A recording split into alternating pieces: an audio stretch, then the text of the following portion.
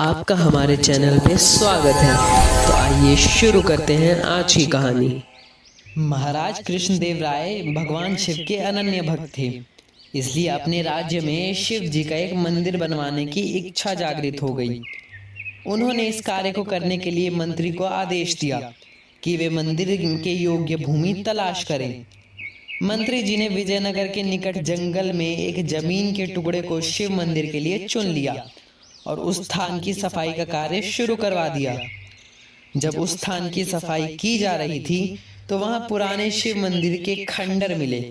वहां खुदाई करने पर शंकर भगवान की आदमकद सोने की मूर्ति मिली। सोने की ठोस मूर्ति को देखकर मंत्री जी के मन में लालच आ गया और उन्होंने सबकी नजरों से बचाकर वो मूर्ति अपने घर में रखवा दी। वहां खुदाई करने वाले मजदूरों में तेनालीराम के आदमी भी थे। उन्होंने इस बात की इत्तला तुरंत ही तेनालीराम को दे दी। सुनकर तेनालीराम चुप रहे और मौके का इंतजार करने लगे। उधर भूमि पूजन के बाद शिवालय का निर्माण कार्य शुरू हो गया। एक दिन दरबार लगा हुआ था।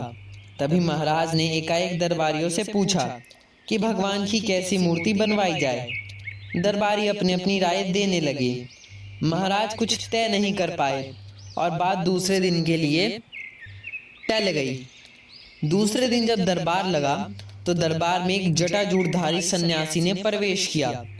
महाराज ने सिंहासन से उठकर उनका स्वागत कर सम्मान सहित आसन दिया। राजन, सिंहासन पर न बैठकर सन्यासी बोले, मैं आपकी चिंता का निवारण करने भगवान शिव के आदेश पर यहाँ उपस्थित हुआ हूँ और आपके लिए उनका संदेश लाया हूँ। भगवान शिव का संदेश? महाराज रोमांचित से हो उठे। यथाशीघ्र बताएं ऋषिवर, क्या संदेश भेजा है भगवान शिव ने हमारे लिए? राजन, मंदिर के लिए भगवान शंकर ने स्वयं अपनी स्वर्ण निर्मित आदमकद प्रतिमा भेज दी है और इस समय वह मंत्री जी के घर पर रखी है। उसे वहां से उठाकर मंदिर में प्रतिष्ठित कर दें। बम बम बोले कहकर साधु चला गया। महाराज ने मंत्री की ओर देखा। मंत्री तो पहले ही हकबकाया सा था। उस साधु को प्रतिमा की बात कैसे पता चली? मगर अब चूंकि पोल खुल चुकी थी, अतः उसने स्वीकार किया कि प्रतिमा खुदाई में प्राप्त हुई थी। तभी महाराज को कुछ ध्यान आया और उन्होंने दरबार में चारों तरफ नजर दौड़ाई। तेनालीराम वहां कहीं नहीं था। कुछ ही देर में तेनालीराम वहां आ गया। उसे देखकर सभी हंस पड़े। एक सभासद बोला, महाराज, शायद यही थे वे साधु बाबा।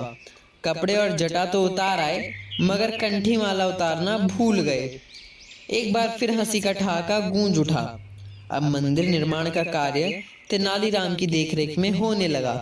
हर हर महादेव। हमारे इस चैनल को लाइक एंड सब्सक्राइब जरूर करें।